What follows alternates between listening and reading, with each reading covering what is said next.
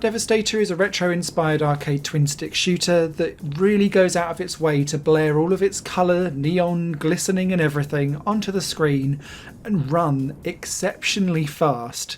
This is almost like Twitch reaction sometimes, twin-stick shooting, because of the speed, the pace and the viscerality, if that's even a word, of what's going on screen. In the game, you are playing as the ship who is trying to stop a virus invading whatever the Devastator program is. And you need to do this by stopping all of the enemies basically multiplying like viruses as they go along. So you'll either have the very tiny viruses that are very quick and easy to kill in 1 or 2 shots, but they multiply very quickly, so it's quite tricky, almost like bubbles in water. They kind of just expand and froth out. So you need to kind of keep them under control. Or you'll have viruses that are duplicating either themselves or making copies of like other types of viruses. So you need to be on the ball, you need to be quick, and you need to be aggressive as you play this game. And that's my main takeaway with Devastator. You can't be like, I'll just hide in the corner and hope for the best and pick things off slowly. The thing will overrun you. So you have to go in hard and go in fast. And that's the real key with Devastator. And it's why it keeps you on your toes and has lots of replayability. The game itself has 3 different types of modes to play with, and they act differently. The first mode is Quadrant Mode. Now what this does is it breaks up your arena that you'll be bullet helling in into 4 different squares that whenever you kind of uncover and suck up some of the energy that gradually over time builds up to enable you to do like a bomb blast radius attack, it changes the layout of that square of the arena. So you'll constantly want this because it triggers off extra power-ups, and when you collect 4 of those it gives you a shield. But as you go around doing this, it changes the arena around you as it goes, and it took me a while to kind of catch on what was going on, if I'm perfectly honest, probably more than it should have done. But it was beautifully done, and it keeps you on your toes because you're never quite sure what you're going to get. And one of the main things around the layouts of arenas is that you'll get these areas that are charged in red squares, and as enemies run through that, they become almost like ultimate virus, and so you can't kill them ordinarily with your usual guns, of which you have 3 varieties.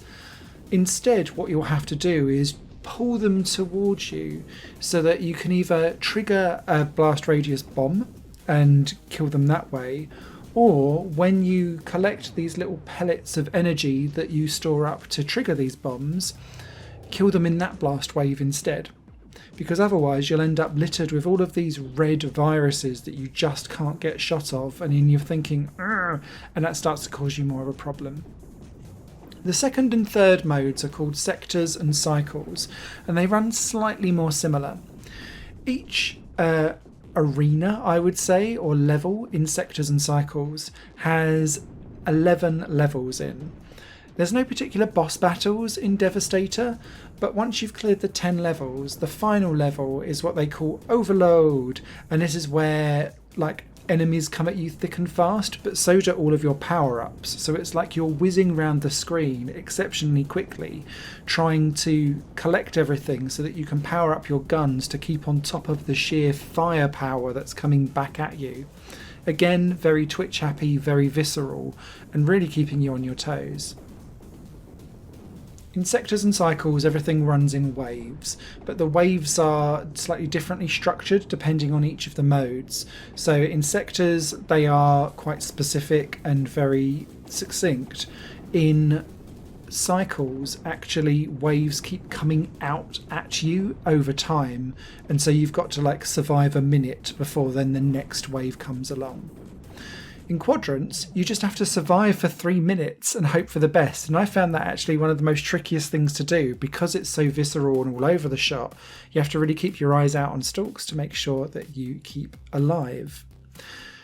Power-ups keep dropping as you go along. Each of the levels have similar layouts but semi-randomised spawning viruses, so you get roughly the same game but slightly tweaked every single time, and that's helpful because everything has localized leaderboards. No online leaderboards, unfortunately, which I think was really the only downside that I can find from this game, but the local leaderboards work really well, and you've got like a normal difficulty and then elite, which is where everything is like turned up to 12 and you're like, no, running around trying to keep on top of everything. Fans of arcade twin stick shooters will lap this up. This is the perfect budget styled twin stick shooter that is at a great price point and offers actually really fluid and engaging gameplay and graphics at the same time. I played this and this footage is on the PS5 version. What you won't see from this gameplay footage is that it runs smoothly at 120 frames per second and at 4K if you have a 4K TV. Really impressed, thoroughly entertained, definitely recommended. If you like the arcade stuff, pick this one up. Written review over on highplayinggames.com. Any questions or comments, leave them below. Cheers. Higher Plane Games is part of the Higher Plane Network, a completely independent media outlet supported by people like you. The goal is to create the best possible content that cultivates a richer indie scene for games as well as music and entertainment. To find out more and to get involved, visit patreon.com/higherplane-network. Your support makes all the difference, and in return you'll gain access to bonus content and downloads. Thank you for watching.